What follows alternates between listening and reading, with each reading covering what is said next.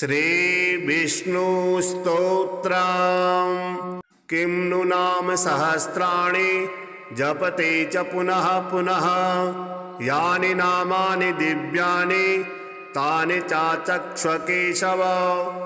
मत्स्यं कूर्मं वराहं च वामनं च जनार्दनं गोविन्दं पुण्डरीकाक्षं माधवं मधुसूदनं पद्मनाभं सहस्राक्षं वनमालिं हलायुधं गोवर्धनं हृषीकेशं वैकुण्ठं पुरुषोत्तमं विश्वरूपं वासुदेवं रामं नारायणं हरिं दामोदरं श्रीधरं च वेदांगं गरुडध्वजम् अनन्तं कृष्णगोपालं जपतो नास्ति पातकम् गवां कोटिप्रदानस्य अश्वमेधशतस्य च कन्यादानसहस्राणां फलं प्राप्नोति मानवः। अमायां वा पौर्णमास्याम् एकादश्यां तथैव च सन्ध्याकाले स्मरे नित्यं प्रातः काले तथैव च मध्याह्ने च जपन् नित्यं सर्वपापैः प्रमुच्यते। श्रीशालिग्रामस्तोत्रम् ॐ अस्य श्री शालिग्रामस्तोत्रमन्त्रस्य श्रीभगवान् ऋषिः नारायणो देवता अनुष्टुप् छन्दः श्रीशालिग्रामस्तोत्रमन्त्रजपे विनियोगः। युधिष्ठिरुवाच श्रीदेवदेवदेवेश देवतार्चनमुत्तमं तत्सर्वं श्रोतुमिच्छामि ब्रूहि मे पुरुषोत्तम। श्रीभगवानुवाच गण्डक्यां चोत्तरे तीरे गिरिराजस्य दक्षिणे दशयोजनविस्तीर्णा महाक्षेत्रवसुन्धरा शालग्रामो भवेद्देवो देवी द्वारावती भवेत् उभयो संगमो यत्र मुक्तिस्तत्र न संशयः। शालग्रामशिला यत्र यत्र द्वारावती शिला उभयो संगमो यत्र मुक्तिस्तत्र न संशयः। आजन्मकृत पापानां प्रायश्चित्तं य इच्छति शालग्रामशिलावारे पापहारे नमोस्तुते। अकाल मृत्युहरणं सर्वव्याधिविनाशनं विष्णोः पादोदकं पीत्वा शिरसा धारयाम्यहं। शङ्खमध्ये स्थितं तूयं भ्रामितं केशवोपरि अङ्गलग्नं मनुष्याणां ब्रह्महत्यादिकं दहेत्। स्नानोदकं पिबे नित्यं चक्राङ्कितशिलोद्भवं प्रक्षाल्य शुद्धं तत्तूयं ब्रह्महत्यां व्यपूहते। अग्निष्टोमसहस्राणि वाजपेयशतानि च सम्यक् फलमाप्नोति विष्णुर्नैवेद्यभक्षणात्। नैवेद्ययुक्तां तुलसीं च मिश्रितां विशेषतः पादजलेन विष्णु योष्णाति नित्यं पुरतो मुरारेः प्राप्नोति यज्ञायुतकोटिपुण्यं। स्खण्डिता स्फुटिता भिन्ना वह्निदग्धास्तथैव च शालिग्रामशिला यत्र तत्र दोषो न विद्यते। न मन्त्रः पूजनं नैव न तीर्थं न च भावना न स्तुतिर्नो प्रचारस्य शालग्रामशिलार्चने। ब्रह्महत्यादिकं पापं मनोवाकयसम्भवं शीघ्रं नश्यति तत्सर्वं शालग्रामशिलार्चनात्। नानावर्णमयं चैव नानाभोगेन वेष्टितं तथा वरप्रसादेन लक्ष्मीकान्तं वदाम्यहं। नारायणो भवो देवश्चक्रमध्ये च कर्मणा तथा वरप्रसादेन लक्ष्मीकान्तं वदाम्यहं। कृष्णे शिलातले यत्र सूक्ष्मं चक्रं च दृश्यते सौभाग्यं सन्ततिं धत्ते सर्वसौख्यं ददाति यो वासुदेवस्य चिह्नानि दृष्ट्वा पापै प्रमुच्यते श्रीधरः सुकरे वामे हरिर्वर्णस्तु दृश्यते वाराहरूपिणं देवं कूर्माङ्गैरपि चिह्नितं गोपदं तत्र दृश्येत वाराहं वामनं तथा पीतवर्णं च देवानां रक्तवर्णं भयावहं नारसिंहो भवेद्देवो मोक्षदं च प्रकीर्तितं शङ्खचक्रगदाकूर्मा शङ्खो यत्र प्रदृश्यते शङ्खवर्णस्य देवानां वामे देवस्य लक्षणं दामोदरं च तथा स्थूलं मध्ये चक्रं प्रतिष्ठितं पूर्णद्वारेण संकीर्णा पीतरेखा च दृश्यते छत्राकारे भवेद्राज्यं वर्तुले च महाश्रियः चिपटे च महादुःखं शूलाग्रे चतुर्णं ध्रुवं ललाटे शेषभोगस्तु शिरूपरि सुकाञ्चनं चक्रकाञ्चनवर्णानां वामदेवस्य लक्षणं वामपार्श्वे च वै चक्रे कृष्णवर्णस्तु पिङ्गलं लक्ष्मीन्द्रसिंहदेवानां पृथक्वर्णस्सु दृश्यते लम्बोष्ठे च दरिद्रं स्यात् पिङ्गले हानिरेव च लग्नचक्रे भवेद्यादिर्विदारे च मरणं ध्रुवं पादोदकं च निर्माल्यं मस्तके धारयेत् सदा विष्णुर्दृष्टं भक्षितव्यं तुलसीदलमिश्रितं कल्पकोटिसहस्राणि वैकुण्ठे वसते सदा सालग्रामशिलाबिन्दुर्हत्याकोटिविनाशनः तस्मात् सम्पूजयेद्ध्यात्वा पूजितां चापि सर्वदा सालग्रामशिलास्तोत्रं यः पठेत् च द्विजोत्तमा स गच्छेत् परमं स्थानं यत्र लोकेशरो हरिः सर्वपापविनिर्मुक्तो विष्णुलोकं स गच्छति दशावतारो देवानां पृथक्वर्णस्सु दृश्यते ईप्सितं लभते राज्यं विष्णुपूजामनुक्रमात् कोट्यो हि ब्रह्महत्यानां गम्यागम्यकोटयः ताः सर्वा नाशमायान्ति विष्णुर्नैवेद्यभक्षणात् विष्णोः पादोदकं पीत्वा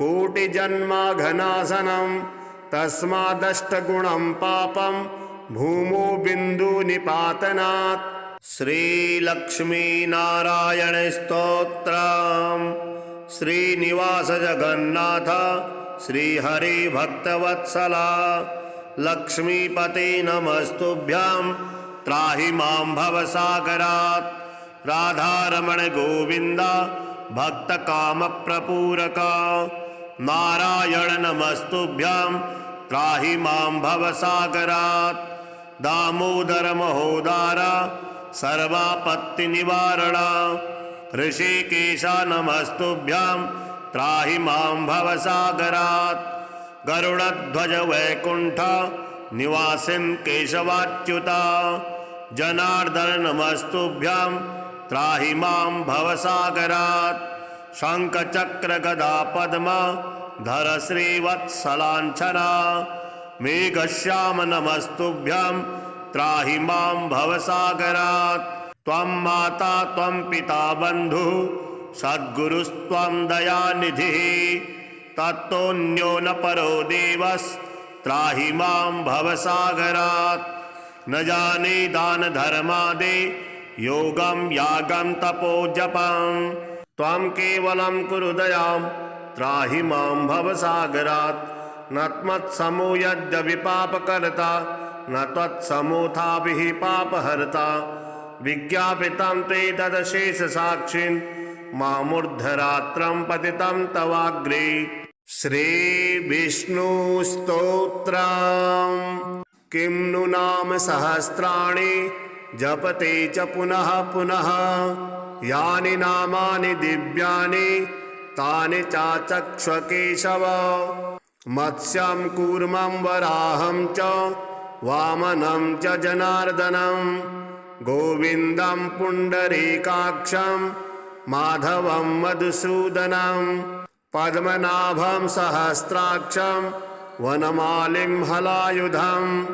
गोवर्धनं हृषीकेशं वैकुण्ठं पुरुषोत्तमं। विश्वरूपं वासुदेवं रामं नारायणं हरिं। दामोदरं श्रीधरं च वेदांगं गरुडध्वजम्। अनन्तं कृष्णगोपालं जपतो नास्ति पातकम्। गवां कोटिप्रदानस्य अश्वमेधशतस्य च कन्यादानसहस्राणां फलं प्राप्नोति मानवः। अमायां वा पौर्णमास्याम् एकादश्यां तथैव च सन्ध्याकाले स्मरे नित्यं प्रातः काले तथैव च मध्याह्ने च जपन् नित्यं सर्वपापैः प्रमुच्यते। श्रीशालिग्रामस्तोत्रम्। ॐ अस्य श्री शालिग्रामस्तोत्रमन्त्रस्य श्रीभगवान् ऋषिः नारायणो देवता अनुष्टुप् छन्दः। श्रीशालिग्रामस्तोत्रमन्त्रजपे विनियोगः। युधिष्ठिरुवाच श्रीदेवदेवदेवेश देवतार्चनमुत्तमं तत्सर्वं श्रोतुमिच्छामि ब्रूहि मे पुरुषोत्तम। श्रीभगवानुवाच गण्डक्यां चोत्तरे तीरे गिरिराजस्य दक्षिणे 10 योजनविस्तीर्णा महाक्षेत्रवसुन्धरा। शालग्रामो भवेद्देवो देवी द्वारावती भवेत्। उभयो संगमो यत्र मुक्तिस्तत्र न संशयः। शालग्रामशिला यत्र यत्र द्वारावती शिला। उभयो संगमो यत्र मुक्तिस्तत्र न संशयः। आजन्मकृत पापानां प्रायश्चित्तं य इच्छति शालग्रामशिलावारे पापहारे नमोस्तुते। अकाल मृत्युहरणं सर्वव्याधिविनाशनं विष्णोः पादोदकं पीत्वा शिरसा धारयाम्यहं। शङ्खमध्ये स्थितं तोयं भ्रामितं केशवोपरि। अंगलग्नं मनुष्याणां ब्रह्महत्यादिकं दहेत्। स्नानोदकं पिबे नित्यं चक्राङ्कितशिलोद्भवं। प्रक्षाल्य शुद्धं तत्तोयं ब्रह्महत्यां व्यपूहते। अग्निष्टोमसहस्राणि वाजपेयशतानि च सम्यक् फलम् आप्नोति विष्णुर्नैवेद्यभक्षणात्। नैवेद्ययुक्तां तुलसीं च मिश्रितां विशेषतः पादजलेन विष्णु योष्णाति नित्यं पुरतो मुरारेः। प्राप्नोति यज्ञायुतकोटिपुण्यं। स्खण्डिता स्फुटिता भिन्ना वह्नि दग्धास्तथैव च। शालिग्रामशिला यत्र तत्र दोषो न विद्यते। न मन्त्रः पूजनं नैव न तीर्थं न च भावना न स्तुतिर्नो प्रचारस्य शालग्रामशिलार्चने। ब्रह्महत्यादिकं पापं मनोवाकयसम्भवं शीघ्रं नश्यति तत्सर्वं शालग्रामशिलार्चनात्। नानावर्णमयं चैव नानाभोगेन वेष्टितं तथा वरप्रसादेन लक्ष्मीकान्तं वदाम्यहं। नारायणो भवो देवश्चक्रमध्ये च कर्मणा तथा वरप्रसादेन लक्ष्मीकान्तं वदाम्यहं। कृष्णे शिलातले यत्र सूक्ष्मं चक्रं च दृश्यते सौभाग्यं सन्ततिं धत्ते सर्वसौख्यं ददाति यो वासुदेवस्य चिह्नानि दृष्ट्वा पापै प्रमुच्यते श्रीधरः सुकरे वामे हरिर्वर्णस्तु दृश्यते वाराहरूपिणं देवं कूर्माङ्गैरपि चिह्नितं गोपदं तत्र दृश्येत वाराहं वामनं तथा पीतवर्णं च देवानां रक्तवर्णं भयावहं नारसिंहो भवेद्देवो मोक्षदं च प्रकीर्तितं शङ्खचक्रगदाकूर्मा शङ्खो यत्र प्रदृश्यते शङ्खवर्णस्य देवानां वामे देवस्य लक्षणं दामोदरं च तथा स्थूलं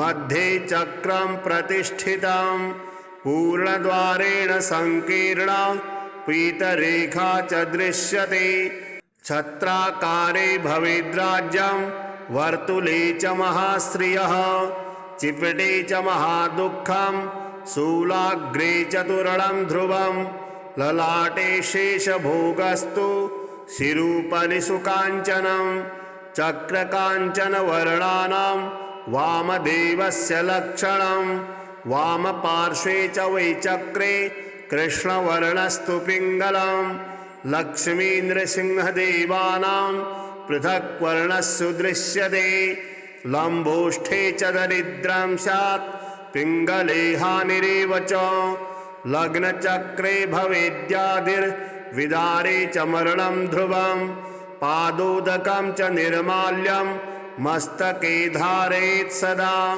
विष्णुर्दृष्टं भक्षितव्यं तुलसीदलमिश्रितं कल्पकोटिसहस्राणि वैकुण्ठे वसते सदा सालग्रामशिलाबिन्दुर्हत्याकोटिविनाशनः तस्मात् सम्पूजयेद्ध्यात्वा पूजितां चापि सर्वदा सालग्रामशिलास्तोत्रं यः पठे च द्विजोत्तमा स गच्छेत् परमं स्थानं यत्र लोकेशरो हरिः सर्वपापविनिर्मुक्तो विष्णुलोकं स गच्छति दशावतारो देवानां पृथक् वर्णस्सु दृश्यते ईप्सितं लभते राज्यं विष्णुपूजामनुक्रमात् कोट्यो हि ब्रह्महत्यानां गम्यागम्यकोटयः ताः सर्वा नाशमायान्ति विष्णुर्नैवेद्यभक्षणात् विष्णोः पादोदकं पीत्वा कोटिजन्माघनाशनं तस्मादष्टगुणं पापं भूमो बिन्दुनिपातनात् श्रीलक्ष्मीनारायणस्तोत्रम् श्रीनिवास जगन्नाथ श्रीहरिभक्तवत्सला लक्ष्मीपते नमस्तुभ्यं त्राहि मां भवसागरात् राधारमण गोविन्द भक्तकामप्रपूरक नारायण नमस्तुभ्यं त्राहि मां भवसागरात् दामोदर महोदार सर्वापत्तिनिवारण ऋषिकेश नमस्तुभ्यं त्राहि मां भवसागरात् गरुडध्वज वैकुण्ठ निवासिन् केशवाच्युता जनार्दन नमस्तुभ्यं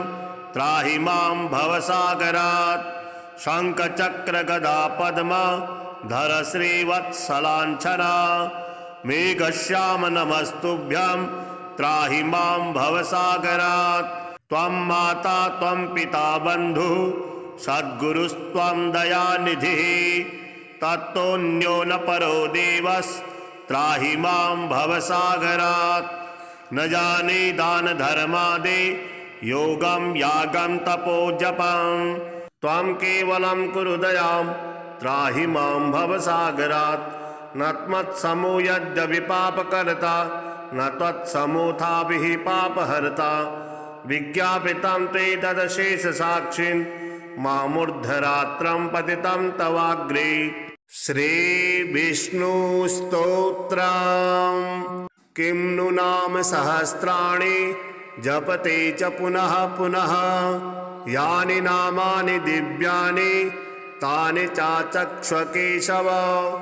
मत्स्यं कूर्मं वराहं च वामनं च जनार्दनं गोविन्दं पुण्डरीकाक्षं माधवं मधुसूदनं पद्मनाभं सहस्राक्षं वनमालिं हलायुधं गोवर्धनं हृषीकेशं वैकुण्ठं पुरुषोत्तमं विश्वरूपं वासुदेवं रामं नारायणं हरिं दामोदरं श्रीधरं च वेदांगं गरुडध्वजम् अनन्तं कृष्णगोपालं जपतो नास्ति पातकम् गवां कोटिप्रदानस्य अश्वमेधशतस्य च कन्यादानसहस्राणां फलं प्राप्नोति मानवः।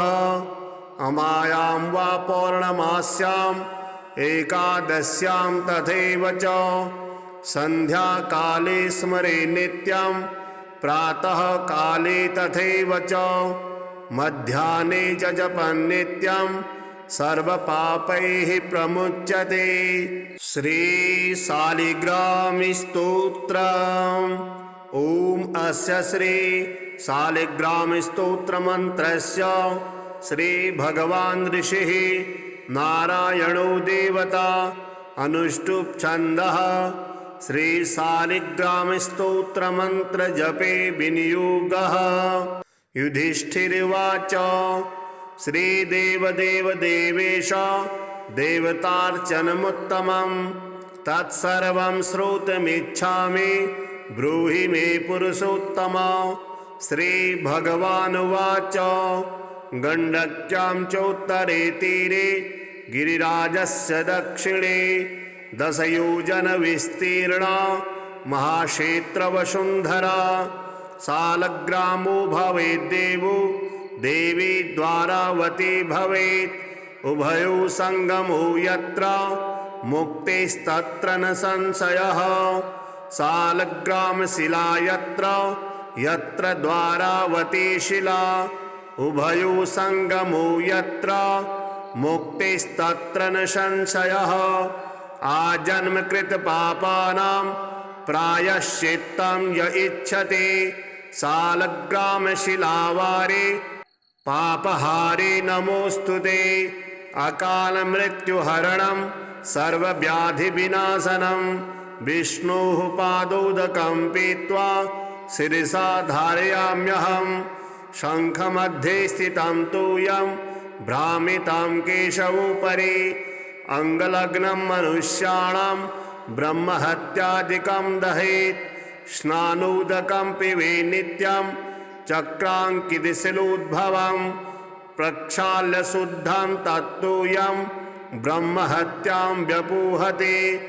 अग्निष्टोमसहस्राणि वाजपेयशतानि च सम्यक् फलम् आप्नोति विष्णुर्नैवेद्यभक्षणात्। नैवेद्ययुक्तां तुलसीं च मिश्रितां विशेषतः पादजलेन विष्णु योष्णाति नित्यं पुरतो मुरारेः प्राप्नोति यज्ञायुतकोटिपुण्यं। स्खण्डिता स्फुटिता भिन्ना वह्नि दग्धास्तथैव च शालिग्रामशिला यत्र तत्र दोषो न विद्यते। न मन्त्रः पूजनं नैव न तीर्थं न च भावना न स्तुतिर्नो प्रचारस्य शालग्रामशिलार्चने। ब्रह्महत्यादिकं पापं मनोवाकयसम्भवं शीघ्रं नश्यति तत्सर्वं शालग्रामशिलार्चनात्। नानावर्णमयं चैव नानाभोगेन वेष्टितं तथा वरप्रसादेन लक्ष्मीकान्तं वदाम्यहम्। नारायणो भवो देवश्चक्रमध्ये च कर्मणा तथा वरप्रसादेन लक्ष्मीकान्तं वदाम्यहम्।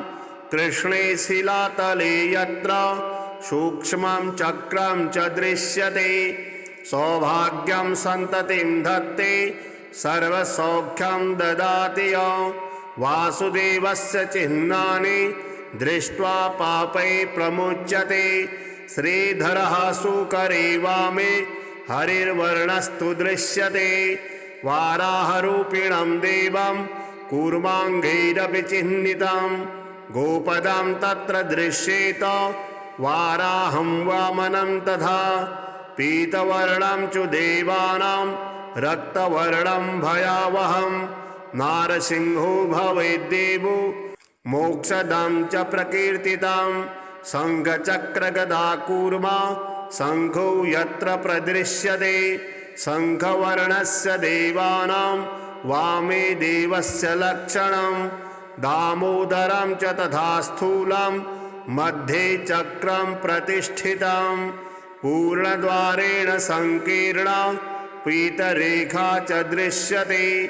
छत्राकारे भवेद्राज्यं वर्तुले च महाश्रियः। चिपटे च महादुःखं शूलाग्रे चतुर्णं ध्रुवं। ललाटे शेषभोगस्तु शिरूपरि सुकाञ्चनं। चक्रकाञ्चनवर्णानां वामदेवस्य लक्षणं। वामपार्श्वे च वै चक्रे कृष्णवर्णस्तु पिङ्गलं। लक्ष्मीनृसिंहदेवानां पृथक् वर्णस्सु दृश्यते। लम्बोष्ठे च दरिद्रं स्यात् पिङ्गले हानिरेव च। लग्नचक्रे भवेद्यादिर्विदारे च मरणं ध्रुवं। पादोदकं च निर्माल्यं मस्तके धारयेत् सदा। विष्णुर्दृष्टं भक्षितव्यं तुलसीदलमिश्रितं।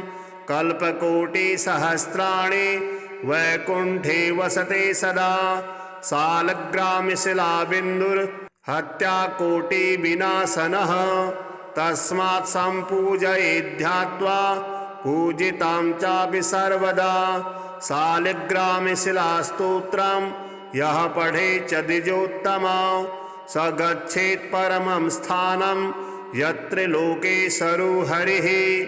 सर्वपापविनिर्मुक्तो विष्णुलोकं स गच्छति।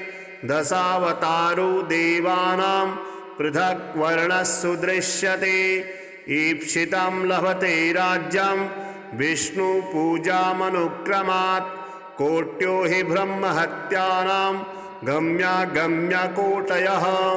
ताः सर्वा नाशमायान्ति विष्णुर्नैवेद्यभक्षणात्। विष्णोः पादोदकं पीत्वा कोटिजन्माघनाशनं। तस्मादष्टगुणं पापं भूमो बिन्दुनिपातनात्।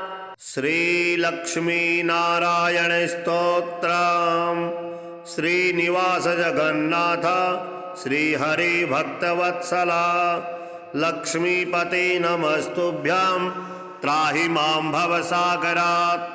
राधारमण गोविन्द भक्तकामप्रपूरका। नारायण नमस्तुभ्यं त्राहि मां भवसागरात्। दामोदर महोदार सर्वापत्तिनिवारणा। ऋषिकेश नमस्तुभ्यं त्राहि मां भवसागरात्। गरुडध्वज वैकुण्ठ निवासिन् केशवाच्युता।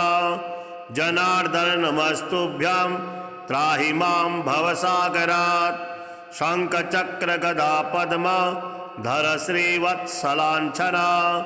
मेघश्याम नमस्तुभ्यं त्राहि मां भवसागरात्। त्वं माता त्वं पिता बन्धुः सद्गुरुस्त्वं दयानिधिः। तत्तोऽन्यो न परो देवस्त्राहि मां भवसागरात्। न जाने दानधर्मादि योगं यागं तपो जपं। त्वं केवलं कुरु दयां त्राहि मां भवसागरात्। न त्वत्समो यद्यपि पापकर्ता न त्वत्समोऽथापि पापहर्ता। विज्ञापितं ते तदशेषसाक्षिन् मामूर्धरात्रं पतितं तवाग्रे। श्रीविष्णुस्तोत्रम्। किं नु नाम सहस्राणि जपते च पुनः पुनः। यानि नामानि दिव्यानि तानि चाचक्ष्व केशव।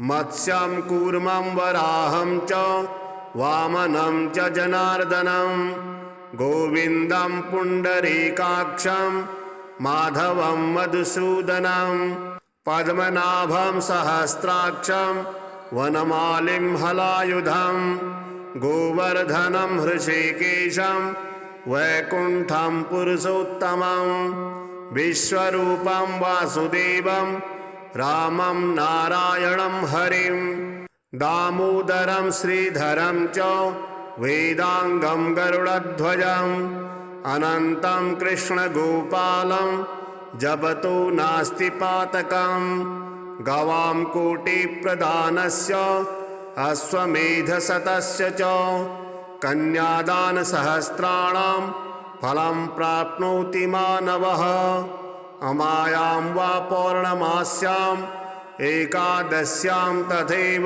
च सन्ध्याकाले स्मरे नित्यं प्रातः काले तथैव च मध्याह्ने च जपन् नित्यं सर्वपापैः प्रमुच्यते। श्रीशालिग्रामस्तोत्रम्। ॐ अस्य श्री शालिग्रामस्तोत्रमन्त्रस्य श्रीभगवान् ऋषिः नारायणो देवता अनुष्टुप् छन्दः श्रीशालिग्रामस्तोत्रमन्त्रजपे विनियोगः। युधिष्ठिरुवाच श्रीदेवदेव देवेश देवतार्चनमुत्तमं तत्सर्वं श्रोतुमिच्छामि ब्रूहि मे पुरुषोत्तम। श्रीभगवानुवाच गण्डक्यां चोत्तरे तीरे गिरिराजस्य दक्षिणे दशयोजनविस्तीर्णा महाक्षेत्रवसुन्धरा शालग्रामो भवेद्देवो देवी द्वारावती भवेत् उभयो संगमो यत्र मुक्तिस्तत्र न संशयः शालग्रामशिला यत्र यत्र द्वारावती शिला उभयो संगमो यत्र मुक्तिस्तत्र न संशयः आजन्मकृत पापानां प्रायश्चित्तं य इच्छति शालग्रामशिलावारे पापहारे नमोस्तुते अकालमृत्युहरणं सर्वव्याधिविनाशनं विष्णोः पादोदकं पीत्वा शिरसा धारयाम्यहं शङ्खमध्ये स्थितं तूयं भ्रामितं केशवोपरि अंगलग्नं मनुष्याणां ब्रह्महत्यादिकं दहेत् स्नानोदकं पिबे नित्यं चक्राङ्कितशिलोद्भवं प्रक्षाल्य शुद्धं तत्तूयं ब्रह्महत्यां व्यपूहते अग्निष्टोमसहस्राणि वाजपेयशतानि च सम्यक् फलम् आप्नोति विष्णुर्नैवेद्यभक्षणात् नैवेद्ययुक्तां तुलसीं च मिश्रितां विशेषतः पादजलेन विष्णु योष्णाति नित्यं पुरतो मुरारेः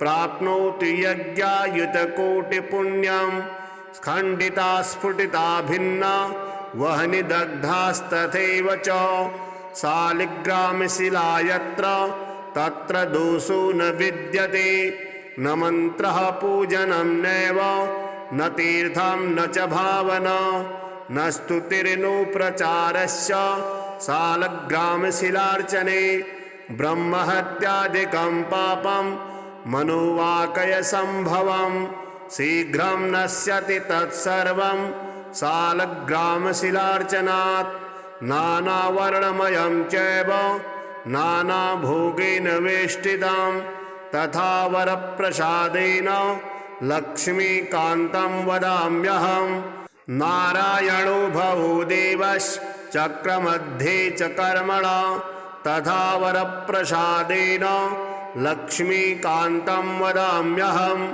कृष्णे शिलातले यत्र सूक्ष्मं चक्रं च दृश्यते सौभाग्यं सन्ततिं धत्ते सर्वसौख्यं ददाति य वासुदेवस्य चिह्नानि दृष्ट्वा पापै प्रमुच्यते श्रीधरः सुकरे वामे हरिर्वर्णस्तु दृश्यते वाराहरूपिणं देवं कूर्माङ्गैरपि चिह्नितं गोपदं तत्र दृश्येत वाराहं वामनं तथा पीतवर्णं च देवानां रक्तवर्णं भयावहं नारसिंहो भवेद्देवो मोक्षदं च प्रकीर्तितं शङ्खचक्रगदाकूर्मा शङ्खो यत्र प्रदृश्यते शङ्खवर्णस्य देवानां वामे देवस्य लक्षणं दामोदरं च तथा स्थूलं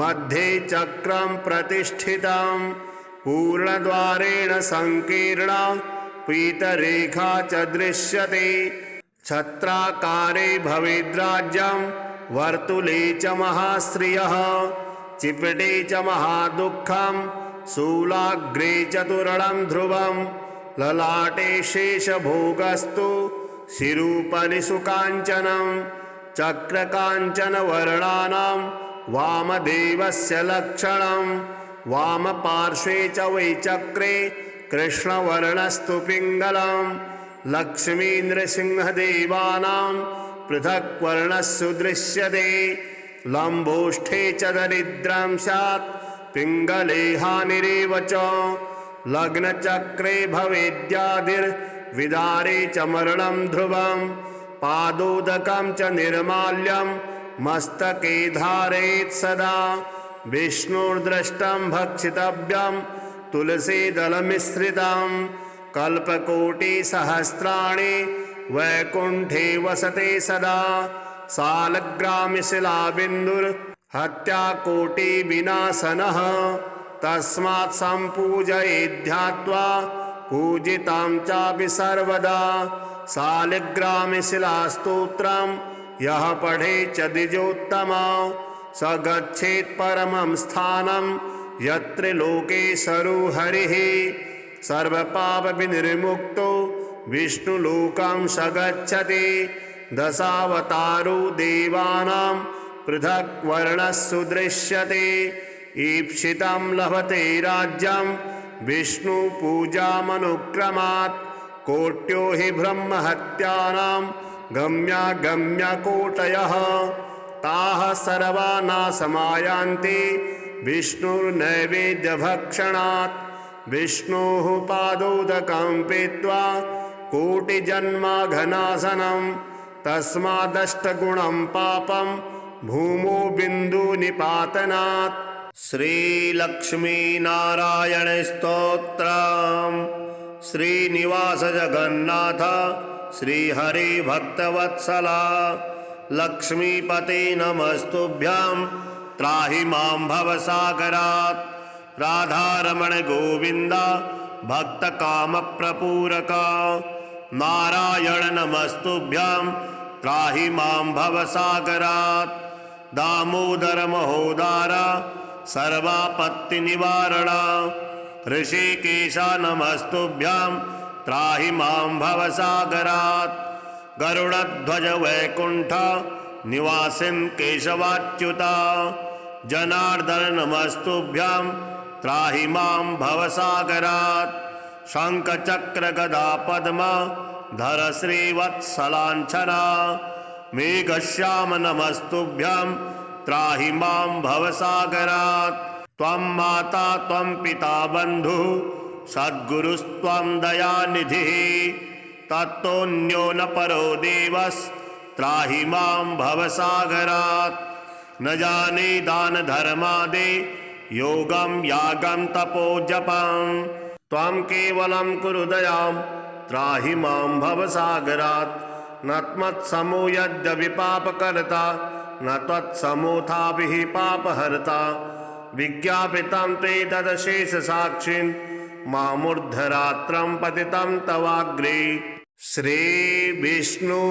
श्रीविष्णुस्तोत्रम् किं नु नाम सहस्राणि जपते च पुनः पुनः यानि नामानि दिव्यानि तानि चाचक्ष केशव मत्स्यं कूर्मं वराहं च वामनं च जनार्दनं गोविन्दं पुण्डरीकाक्षं माधवं मधुसूदनं पद्मनाभं सहस्राक्षं वनमालिं हलायुधं गोवर्धनं हृषीकेशं वैकुण्ठं पुरुषोत्तमं विश्वरूपं वासुदेवं रामं नारायणं हरिं दामोदरं श्रीधरं च वेदांगं गरुडध्वजम् अनन्तं कृष्णगोपालं जपतो नास्ति पातकम् गवां कोटिप्रदानस्य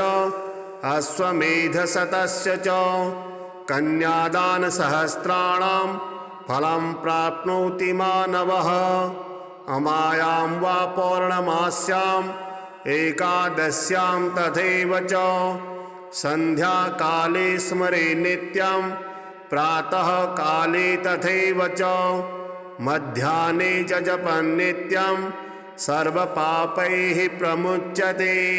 श्री शालिग्रामस्तोत्रम्। ॐ अस्य श्री शालिग्रामस्तोत्रमन्त्रस्य श्री भगवान् ऋषिः नारायणो देवता अनुष्टुप् छन्दः श्री शालिग्रामस्तोत्रमन्त्र जपे विनियोगः।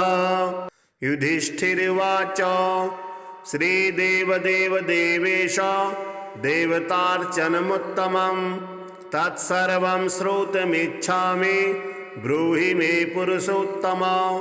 श्रीभगवानुवाच गण्डक्यां चोत्तरे तीरे गिरिराजस्य दक्षिणे दशयोजनविस्तीर्णा महाक्षेत्रवसुन्धरा शालग्रामो भवेद्देवो देवी द्वारावती भवेत् उभयो संगमो यत्र मुक्तिस्तत्र न संशयः शालग्रामशिला यत्र यत्र द्वारावती शिला उभयो संगमो यत्र मुक्तिस्तत्र न संशयः आजन्मकृत पापानां प्रायश्चित्तं य इच्छति शालग्रामशिलावारे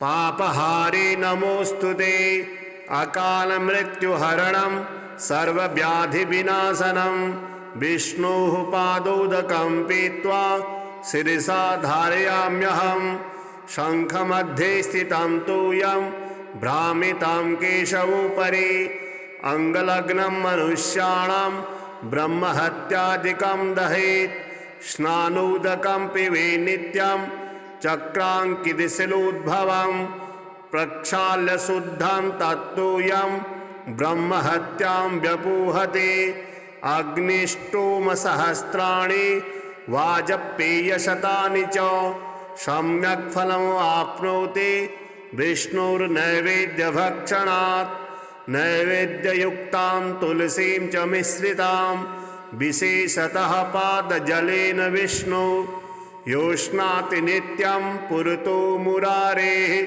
प्राप्नोति यज्ञायुतकोटिपुण्यं स्खण्डिता स्फुटिता भिन्ना वह्नि दग्धास्तथैव च शालिग्रामशिला यत्र तत्र दोषो न विद्यते न मन्त्रः पूजनं नैव न तीर्थं न च भावना न स्तुतिर्नो प्रचारश्च शालग्रामशिलार्चने ब्रह्महत्यादिकं पापं मनोवाकयसम्भवं शीघ्रं नश्यति तत्सर्वं शालग्रामशिलार्चनात् नानावर्णमयं चैव नानाभोगेन वेष्टितं तथा वरप्रसादेन लक्ष्मीकान्तं वदाम्यहं नारायणो भवो देवश्चक्रमध्ये च कर्मणा तथा वरप्रसादेन लक्ष्मीकान्तं वदाम्यहं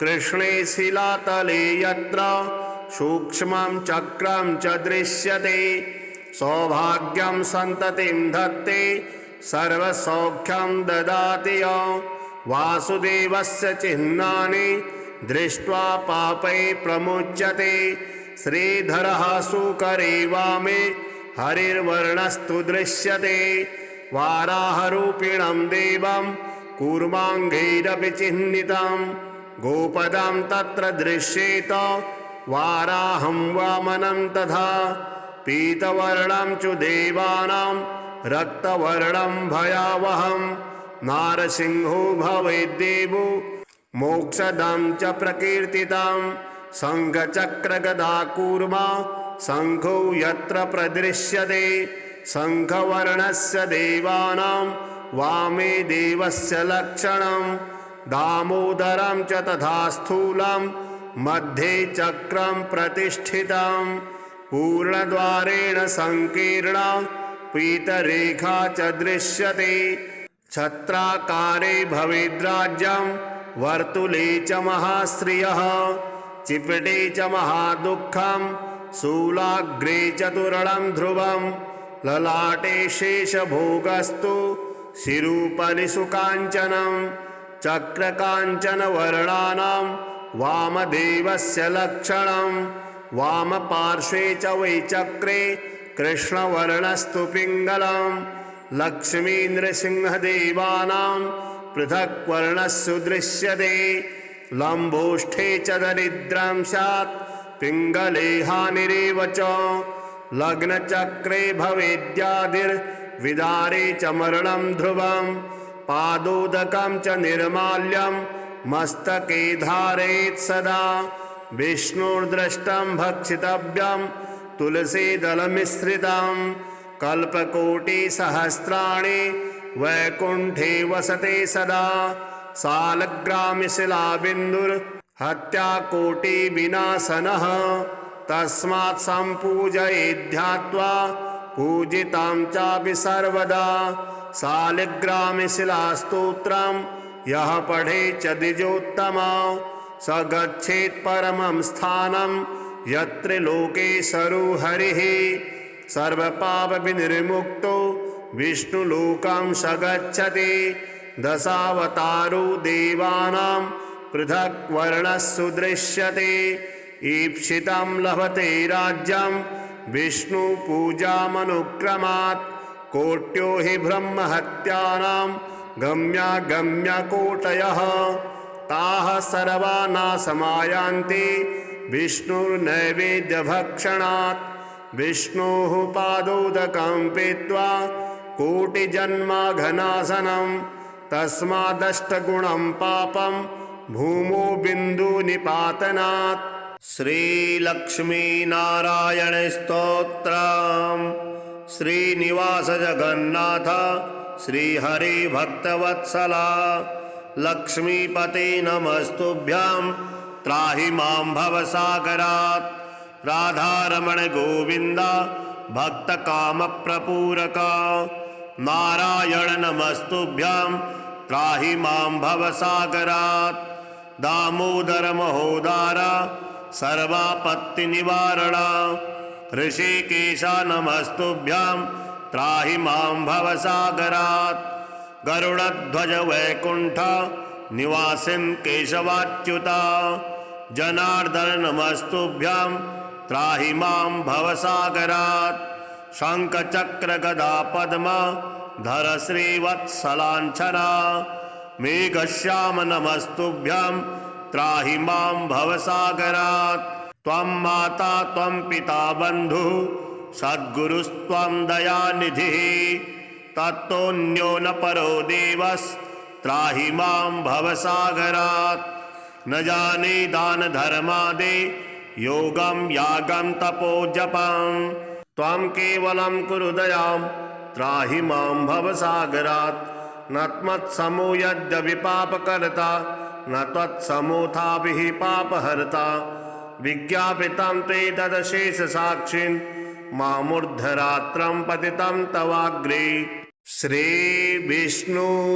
श्रीविष्णुस्तोत्रम् किं नु नाम सहस्राणि जपते च पुनः पुनः यानि नामानि दिव्यानि तानि चाचक्ष केशव मत्स्यं कूर्मं वराहं च वामनं च जनार्दनं गोविन्दं पुण्डरीकाक्षं माधवं मधुसूदनं पद्मनाभं सहस्राक्षं वनमालिं हलायुधं गोवर्धनं हृषीकेशं वैकुण्ठं पुरुषोत्तमं विश्वरूपं वासुदेवं रामं नारायणं हरिं दामोदरं श्रीधरं च वेदांगं गरुडध्वजम् अनन्तं कृष्णगोपालं जपतो नास्ति पातकम् गवां कोटिप्रदानस्य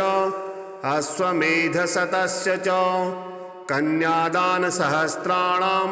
फलं प्राप्नोति मानवः अमायां वा पौर्णमास्याम् एकादश्यां तथैव च सन्ध्याकाले स्मरे नित्यं प्रातः काले तथैव च मध्याह्ने च जपन् नित्यं सर्वपापैः प्रमुच्यते। श्रीशालिग्रामस्तोत्रम्। ॐ अस्य श्री शालिग्रामस्तोत्रमन्त्रस्य श्रीभगवान् ऋषिः नारायणो देवता अनुष्टुप् छन्दः श्रीशालिग्रामस्तोत्रमन्त्र जपे विनियोगः। युधिष्ठिर्वाच श्रीदेवदेवदेवेश देवतार्चनमुत्तमं तत्सर्वं श्रोतुमिच्छामि ब्रूहि मे पुरुषोत्तम। श्रीभगवानुवाच गण्डक्यां चोत्तरे तीरे गिरिराजस्य दक्षिणे दशयोजनविस्तीर्णा महाक्षेत्रवसुन्धरा शालग्रामो भवेद्देवो देवी द्वारावती भवेत् उभयो संगमो यत्र मुक्तिस्तत्र न संशयः शालग्रामशिला यत्र यत्र द्वारावती शिला उभयो संगमो यत्र मुक्तिस्तत्र न संशयः आजन्मकृत पापानां प्रायश्चित्तं य इच्छति शालग्रामशिलावारे पापहारे नमोस्तुते अकाल मृत्युहरणं सर्वव्याधिविनाशनं विष्णोः पादोदकं पीत्वा शिरसा धारयाम्यहं शङ्खमध्ये स्थितं तूयं भ्रामितं केशवोपरि अंगलग्नं मनुष्याणां ब्रह्महत्यादिकं दहेत् स्नानोदकं पिबे नित्यं चक्राङ्कितशिलोद्भवं प्रक्षाल्य शुद्धं तत्तूयं ब्रह्महत्यां व्यपूहते अग्निष्टोमसहस्राणि वाजपेयशतानि च सम्यक् फलम् आप्नोति विष्णुर्नैवेद्यभक्षणात् नैवेद्ययुक्तां तुलसीं च मिश्रितां विशेषतः पादजलेन विष्णु योष्णाति नित्यं पुरतो मुरारेः प्राप्नोति यज्ञायुतकोटिपुण्यं स्खण्डिता स्फुटिता भिन्ना वह्नि दग्धास्तथैव च शालिग्रामशिला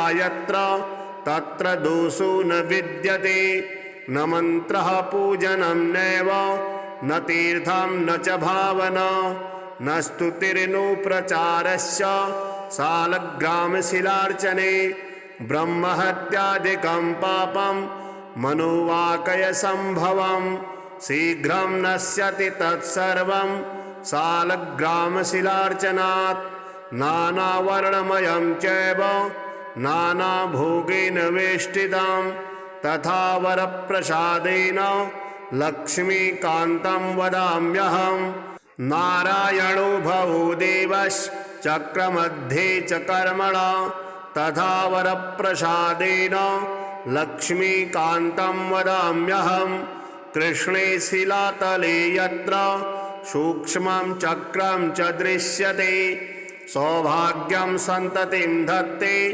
सर्वसौख्यं ददाति य वासुदेवस्य चिह्नानि दृष्ट्वा पापै प्रमुच्यते श्रीधरः सुकरे वामे हरिर्वर्णस्तु दृश्यते वाराहरूपिणं देवं कूर्माङ्गैरपि चिह्नितं गोपदं तत्र दृश्येत वाराहं वामनं तथा पीतवर्णं च देवानां रक्तवर्णं भयावहं नारसिंहो भवेद्देवो मोक्षदं च प्रकीर्तितं शङ्खचक्रगदाकूर्मा शङ्खो यत्र प्रदृश्यते शङ्खवर्णस्य देवानां वामे देवस्य लक्षणं दामोदरं च तथा स्थूलं मध्ये चक्रं प्रतिष्ठितं पूर्णद्वारेण संकीर्णा पीतरेखा च दृश्यते